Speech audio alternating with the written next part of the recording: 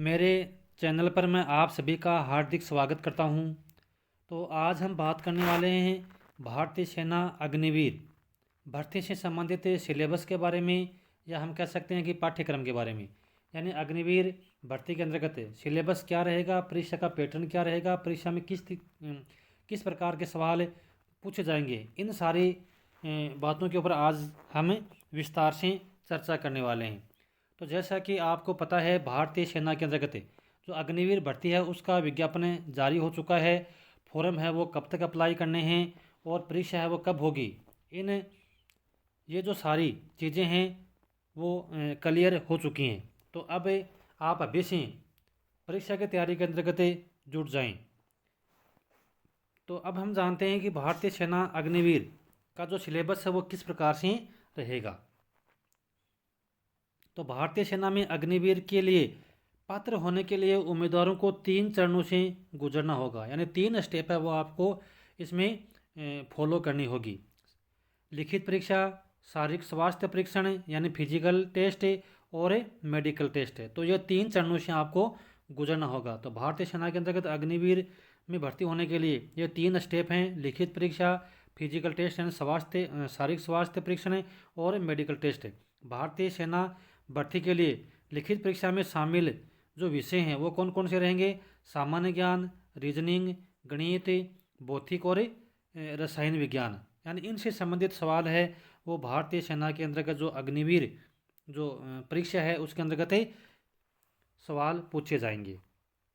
अब देखो, general duty के लिए यानी जीडी के लिए भारतीय सेना अग्निवीर जो परीक्षा पैटर्न है वो किस प्रकार से रहेगा। तो जीडी के लिए जो उत्तीर्ण मार्क्स हैं यानी मिनिमम जो मार्क्स हैं वो हैं 35। यानी 35 से कम अंक लाने वाले जो अभ्यर्थी है वो जीडी के लिए उत्तीर्ण नहीं घोषित नहीं किए जाएंगे। तो उत्तीर्ण जो मार्क्स हैं यानी पासिंग मार्क्स है वो है 35, और प्रत्येक सही उत्तर के लिए जो अंकन योजना है वो है 2 अंक प्लस 2 अंक। यानी एक सवाल के लिए आपको 2 अंक दिए जाएंगे, और प्रत्येक गलत उत्तर के लिए नकारात्मक अंकन यानी इसमें नेगेटिव मार्किंग भी होगी।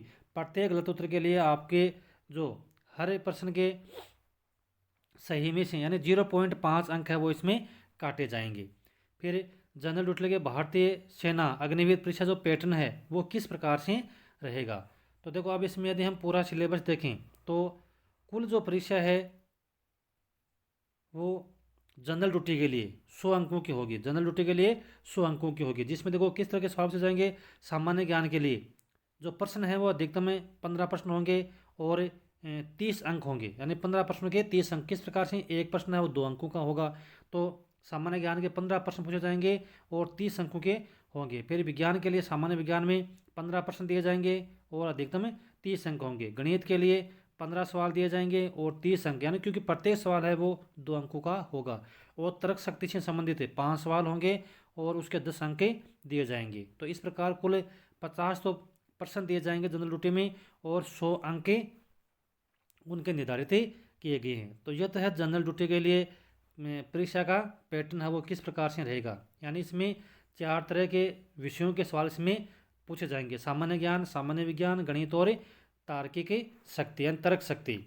कुल प्रश्न है वो 50 होंगे और जो कुल अंक हैं वो 100 अंक होंगे। तो ये तो हुई जनरल ड्यूटी की बात। अब अपन बात करते हैं टेक्निकल के लिए। यानी जो टेक्निकल में जो युवा भर्ती होंगे उनके लिए परीक्षा का पैटर्न है वो क्या रहेगा। तो जैसे कि जीडी के लिए 35 अंक थे पासिंग मार्क्स के लिए, और इसमें उत्तीर्ण होने के लिए हैं 80 अंक। यानी टेक्निकल के लिए जो उत्तीर्ण मार्क्स हैं वो हैं 80।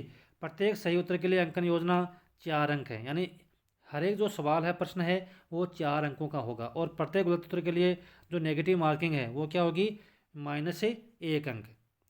भारतीय सेना अग्निवीर तकनीकी परीक्षा पैटर्न 2024 है। अब देखो टेक्निकल के लिए किस प्रकार का रहेगा, किस तरह के सवाल इसमें पूछे जाएंगे। तो सामान्य ज्ञान के जो प्रश्न है वो 10 होंगे और जो अंक हैं वो कितने होंगे? 40। क्योंकि टेक्निकल के अंतर्गत जो प्रश्न है वो प्रत्येक प्रश्न है वो 4 अंकों का होता है। तो सामान्य ज्ञान के 10 प्रश्न और अधिकतम इसमें 40 अंक होंगे। और गणित के जो सवाल हैं वो 15 पूछे जाएंगे और 60 अंक होंगे। भौतिक विज्ञान के 15 सवाल पूछे जाएंगे और जो अंक हैं वो 60 होंगे। और केमिस्ट्री एंड रसायन विज्ञान के 10 प्रश्न होंगे और अधिकतम है वो कहने मतलब कि 40 अंक होंगे।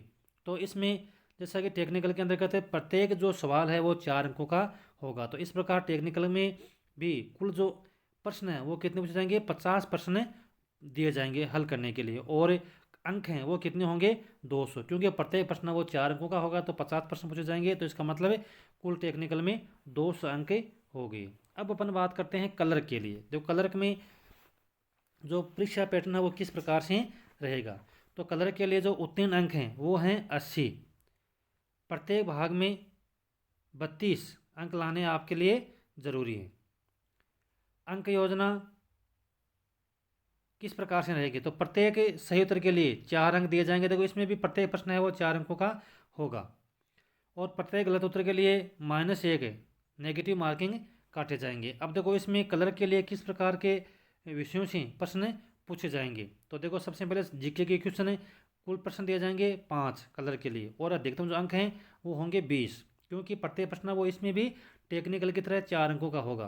तो जीके के अंतर्गत 5 सवाल दिए जाएंगे, 20 अंक होंगे। विज्ञान के इसमें 5 प्रश्न होंगे, 20 अंक के होंगे। गणित के 10 सवाल दिए जाएंगे, 40 अंकों के होंगे। और जो कंप्यूटर विज्ञान है यानी कंप्यूटर आधारित प्रश्न वो भी 5 प्रश्न पूछे जाएंगे और 20 अंक उसके होंगे। और इसी में दूसरा भाग है, यानी पेपर का जो दूसरा भाग होगा वो होगा सामान्य अंग्रेजी का। तो कलर के अंतर्गत अंग्रेजी के सवाल भी इसमें पूछे जाएंगे। तो कुल 25 प्रश्न होंगे अंग्रेजी के, और वो होंगे 100 अंकों के, यानी प्रत्येक सवाल है वो 4 अंकों का होगा। तो यदि इस प्रकार अपन विश्लेषण करें तो कुल 50 प्रश्न पूछे जाएंगे कलर के अंतर्गत, और जो कुल अंक हैं वो कितने होंगे, 200 अंकों के। 200 अंकों की आपकी परीक्षा होगी। अब देखो अपन बात करते हैं पूरे मतलब हर विषय के अंतर्गत किस प्रकार के सवाल पूछे जाएंगे। तो अब देखो जनरल रीजनिंग से संबंधित किस प्रकार के सवाल है वो परीक्षा में पूछे जाएंगे। तो जनरल रीजनिंग के लिए जो भारतीय सेना है उसके अंतर्गत पाठ्यक्रम है वो इस प्रकार से है। संख्या रैंकिंग और समय अनुक्रम से संबंधित, अनुच्छेदों से निष्कर्ष निकालना, शब्दों का तार्किक अनुक्रम, वर्णमाला परीक्षण श्रृंखला, अंकगणितीय तर्क, स्थिति प्रतिक्रिया और परीक्षण से संबंधित सवाल, कोडिंग डिकोडिंग, दिशाबोध परीक्षण, समानता से संबंधित सवाल, डेटा पर्याप्तता, घड़ियाँ और कैलेंडर से संबंधित, और कथन और उनका निष्कर्ष, तार्किक व्यय आरेख। तो तार्किक व्यय आरेख जैसे मान लीजिए गोले दिए होते हैं और उसके अंतर्गत एक और गोला दिया होता है और उससे संबंधित सवाल इसमें पूछे जाते हैं। कथन और तर्क से संबंधित, लुप्त चरित्र सम्मिलित करना और पहेली से संबंधित प्रश्न, अल्फा न्यूमेरिक अनुक्रम संबंधित जो पहेलियाँ वो पूछे जाएंगे। यानी जैसे अंकों की एक श्रृंखला होगी और उसमें से कुछ जो संख्या है वो उसको लुप्त करके और उनसे संबंधित सवाल इसमें पूछे जाएंगे। तो ये तो जनरल रीजनिंग से संबंधित है, सामान्य ज्ञान से संबंधित। अब है जनरल रीजनिंग में गणित से संबंधित किस प्रकार के सवाल इसमें पूछे जाएंगे।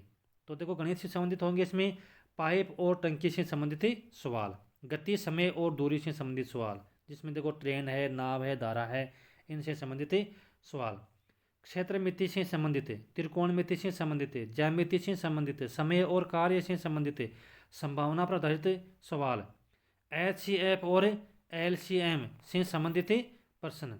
यानी HCF और LCM का मतलब है कि महत्तम समापत्ति और लघुत्तम समापत्ति, बीजगणितीय अभिव्यक्तियाँ, प्रतिशत, लाभ और हानि, संख्या प्रणाली, गति दूरी और समय, सरल और चक्रवृद्धि ब्याज, अनुपात और समानुपात, साझेदारी, डेटा व्याख्या और संख्या श्रृंखला, यानी संख्याओं की एक श्रृंखला और उनमें से कोई संख्या गायब करके और बीच में से सवाल पूछे जा सकते हैं इसमें। तो ये हुआ गणित से संबंधित जो रीजनिंग है उससे संबंधित सवाल। फिर देखो अब हम पढ़ते हैं सामान्य ज्ञान के लिए भारतीय सेना अग्निवीर पाठ्यक्रम है वो इस प्रकार से रहेगा। यानी जीके से संबंधित इसमें सवाल है वो किस तरह के पूछे जाएंगे। तो विज्ञान से संबंधित सवाल जैसे आविष्कार और खोजों से संबंधित है, वर्तमान के जो महत्वपूर्ण घटनाएं हैं उनसे संबंधित है। तो इसके लिए आप रोजाना जो समाचार पत्र है और अन्य जो डेली के जो महत्वपूर्ण घटनाएं हैं उनके बारे में आप उनके टच में रहे, उनको देखते रहें। करंट अफेयर से संबंधित सवाल, राष्ट्रीय और अंतर्राष्ट्रीय घटनाओं के बारे में, पुरस्कार और प्रमुख सम्मान, महत्वपूर्ण वित्तीय वित्त से संबंधित प्रश्न, आर्थिक समाचार, बैंकिंग से संबंधित समाचार, भारतीय संविधान के बारे में, पुस्तकें और लेखक के महत्वपूर्ण दिनों के बारे में, इतिहास, खेल शब्दावली, भूगोल और सौर परिवार, भारतीय राज्य और उनकी राजधानियाँ, देश और मुद्राएं, इनसे संबंधित सवाल पूछे जाएंगे। अब देखो हम बात करते हैं जनरल साइंस के लिए, यानी सामान्य विज्ञान से संबंधित इसमें कौन कौन से सवाल पूछे जाएंगे। तो देखो पहली बात, सामान्य विज्ञान में आएगा क्या, जीव विज्ञान 10वीं और 12वीं के स्तर की, रसायन विज्ञान 10वीं और 12वीं के स्तर की, भौतिकी से संबंधित सवाल 10वीं और 12वीं के स्तर। और ये सामान्य विज्ञान जो ये सवाल हैं ये सभी पदों के लिए इस तरह का जो पैटर्न है वो इसी में से पूछे जाएंगे, यानी जीव विज्ञान 10वीं और 12वीं के स्तर के, रसायन विज्ञान 10वीं और 12वीं के स्तर, भौतिकी 10वीं और 12वीं के स्तर। अब देखो सामान्य विज्ञान में कौन कौन से टॉपिकों से सवाल पूछे जाएंगे। तो भोजन और पोषण, रोग और रोकथाम, विटामिन और उनके उपयोग, सामान्य विज्ञान के प्रश्न जिनमें भौतिकी, रसायन विज्ञान और जीव विज्ञान से संबंधित विषय इसमें शामिल है, बुनियादी बातें और दिन प्रतिदिन की गतिविधियों के आधार पर, चिकित्सा शर्तें, वैज्ञानिक शर्तें, भारत में वैज्ञानिक और अनुसंधान संस्थान, पदार्थ की संरचना, गति से संबंधित सवाल, बल, गुरुत्वाकर्षण बल, प्रकाश, ऊष्मा, विद्युत तरंगे, ध्वनि से संबंधित सवाल, चुंबकत्व, तरंगे, गति, सौर ऊर्जा, ईंधन, परमाणु ऊर्जा, पदार्थ के प्रकृति और व्यवहार, तत्व और यौगिक, पदार्थ की संरचना, परमाणु सिद्धांत, अणु और परमाणु की संरचना, इलेक्ट्रॉन, प्रोटॉन और न्यूट्रॉन, नाभिक की संरचना, परमाणु संख्या और द्रव्यमान संख्या, संयोजकता, ऑक्सीकरण, अम्ल, क्षार और लवण, विद्युत रासायनिक सेल, तत्वों का वर्गीकरण, कार्बन और उसके यौगिक, हाइड्रोकार्बन और उनकी प्राथमिक संरचना, पेट्रोलियम उत्पाद से संबंधित सवाल, सिंथेटिक फाइबर, प्लास्टिक है, रबर है, धातुओं का निष्कर्षण, धातु और अधातु के बारे में, शुद्ध धातुओं के निष्कर्षण के लिए सामान्य धातुक्रम, संचालन, धातुओं और कुछ मिश्र धातुओं के गुण,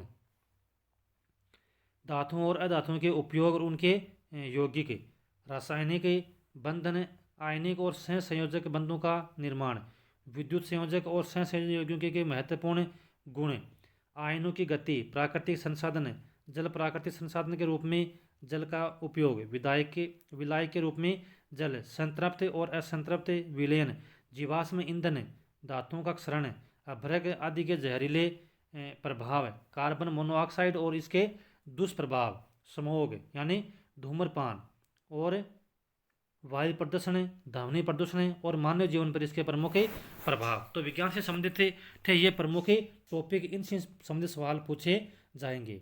तो आप सभी विद्यार्थियों से मेरा अनुरोध है कि ये जो पूरा सिलेबस है उसको आप अपने दिमाग में रखें और हर पॉइंट का आप अच्छी तरह से अध्ययन कर लें, ताकि आपको अग्निवीर परीक्षा के अंतर्गत सफलता मिल सके। तो मैं आशा करता हूँ कि आज की क्लास में पढ़ाया गया कंटेंट या बताया गया सिलेबस से आपको अच्छा लगा होगा। यदि अच्छा लगा है तो आप मेरे चैनल को लाइक और सब्सक्राइब ज़रूर कर लें और अधिक से अधिक शेयर करें।